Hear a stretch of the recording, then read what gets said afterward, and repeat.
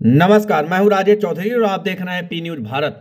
महामंडलेश्वर स्वामी कैलाशनंद ने किया 22 जनवरी को दीपावली मनाने का आह्वान। आइए देखते हैं अशोक शर्मा की रिपोर्ट।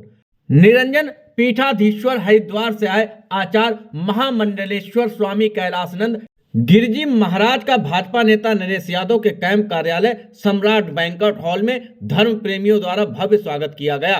बड़ी संख्या में कार्यकर्ताओं और भक्तों ने उनसे आशीर्वाद प्राप्त किया, जयकारे लगाए।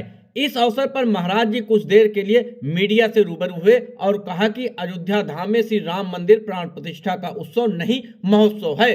अयोध्या सप्तपुरी में प्रथम स्थान पर है। संतों के आराध्य भगवान शिव हैं, परंतु भगवान शिव के आराध्य श्री राम हैं। उन्होंने आह्वान किया कि सभी सनातनी अपने घरों में 22 जनवरी को भव्य दीपावली मनाएं, मंदिरों में कीर्तन व सुंदरकांड आदि करें। उन्होंने कहा कि नरेश यादव सरल सहज होने के कारण जनप्रिय हैं, जनता की सेवा में रत रहते हैं, इसलिए हमारा इन्हें विशेष आशीर्वाद है कि इन्हें लक्ष्य की प्राप्ति हो। उन्होंने कहा कि मैं बिलारी की जनता के स्वागत से अभिभूत हूँ।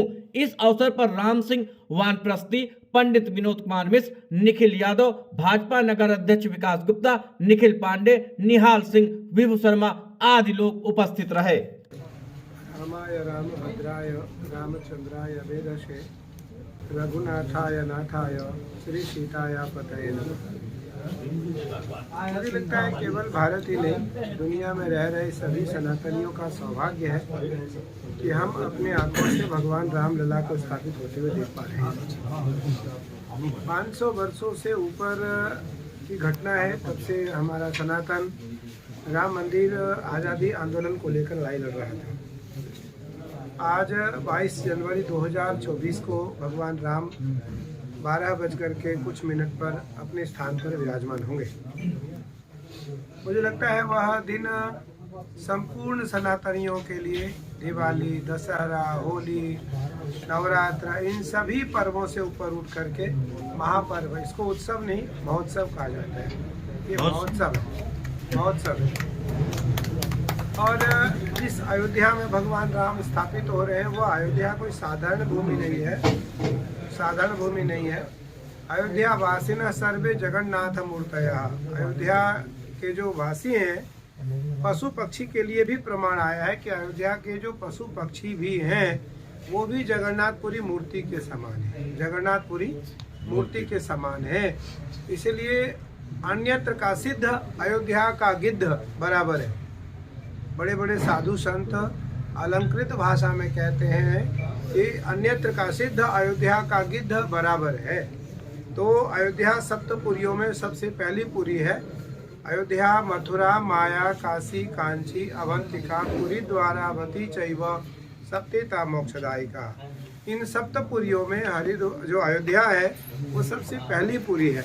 और भगवान राम अयोध्या के लिए बताते हैं, यद्यपि सब वैकुंठ बखाना, वेद पुराण विदित जग जाना, अवधपुरी सम प्रिय नहीं सोऊ, यह प्रसंग जानई को अति प्रिय मोहि यहाँ के वासी, मम धाम दा पूरी सुख राशि, हर से कपि सब सुनी प्रभु बानी, धन्य अवध जो राम बखानी।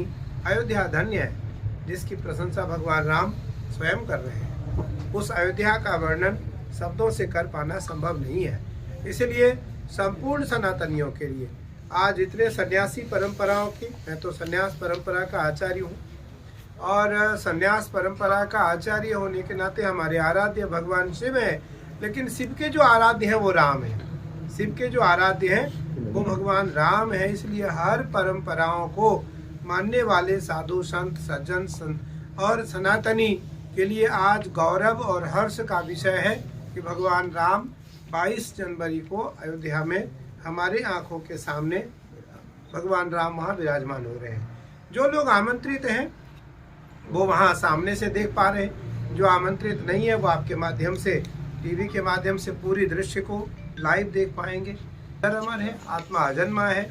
आज उनकी आत्मा को शांति मिल रही होगी और हम उनकी प्रसन्नता के लिए भगवान राम से प्रार्थना करते हैं कि उनकी जो इच्छा रही होगी आज वो इच्छा पूरी होने जा रही है। और उसके लिए हम सभी इस सदी के जो इस दशक के और इस सदी के जो लोग हैं वो भाग्यशाली हैं कि हमारे सामने भगवान राम स्थापित होने जा रहे हैं। नरेश जी हमारे बहुत प्रिय हैं। नरेश जी लोकसभा के बहुत कर्मठ प्राणी हैं और निरंतर समाज में समाज सेवारत रहते हैं।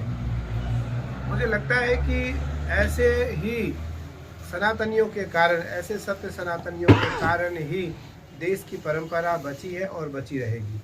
मैं आज इनके इस कैंप कार्यालय में आया। साधुओं के लिए, संतों के लिए सहज होता है कहीं जाना।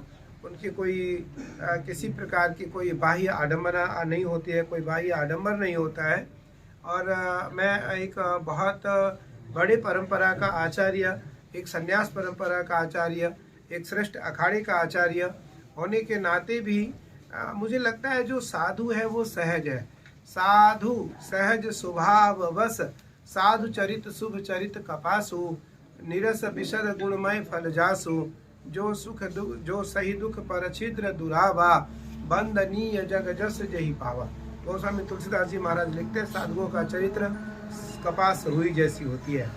नरेश जी को खूब सारा आशीर्वाद है और आपका और इस क्षेत्र के जनता का जो प्रेम है नरेश जी के लिए वो इसलिए है क्योंकि सरल है, सहज है, सौम्य है, लोकप्रिय है और जनप्रिय है। सबके लिए निरंतर कार्यरत रहते हैं। मैं तो इनको बधाई देता हूँ कि इस कार्यालय में मैं यहाँ आया तो मुझे यहाँ की जो ऊर्जा है वो बहुत अच्छी लगी। मैं आते ही इनको बोला, यहाँ की भूमि ऐसा प्रतीत नहीं होता है कि कार्यालय, ऐसा लगता है किसी न किसी सामाजिक मंदिर का यह स्थान है। और इस स्थान में आने के बाद हमें मौलिक शांति की अनुभूति का एहसास होता है। तो वो तभी हो सकता है जब व्यक्ति सामाजिक और सहज होता है, धार्मिक होता है। समाचार के प्रस्तुत करता है बाबा मोतेश्वर क्रिकेट एकेडमी व हॉस्टल। क्रिकेट प्रशिक्षण के लिए शीघ्र प्रवेश लें। प्रवेश हेतु संपर्क करें। Mobile number 8765432343।